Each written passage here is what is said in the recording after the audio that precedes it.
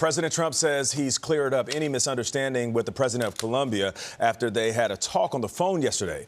President Trump has said a few days earlier that Gustavo Petro is, quote, a sick man who likes making cocaine and selling it to the United States. The two have also clashed over the U.S. pressure on drug traffic from South America. Lilia Luciano is in Colombia and spoke to Petro about that phone call with Trump.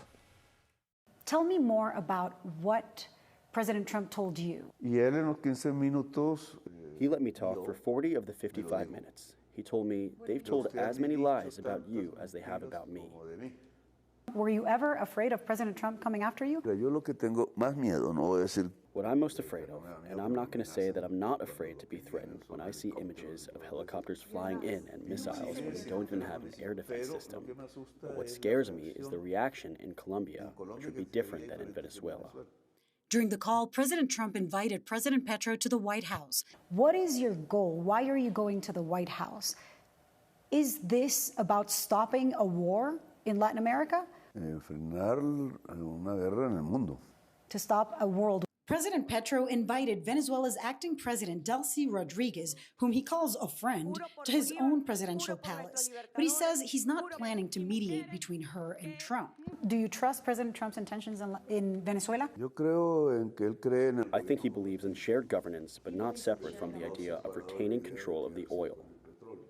While President Petro doesn't condone the Trump administration's plans with Venezuelan oil, he believes they share a vision on who should run Venezuela.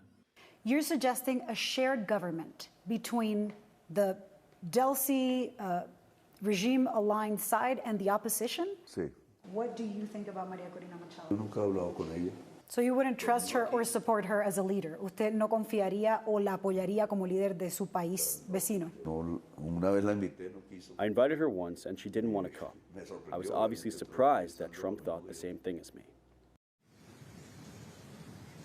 Whether Petro likes María Corina Machado or not, the reality is that she is absolutely the leader of the opposition. When there was a primary, she won within Venezuela, that primary of people supporting the opposition by more than 90% of the vote. And even when she was banned and chose a proxy candidate to run for her, he, Edmundo González Urrutia, won the election in Venezuela in 2024 by 70% of the vote. Vlad? All right, Lilia Luciano with some insightful reporting from Bogota, Colombia. Thank you very much.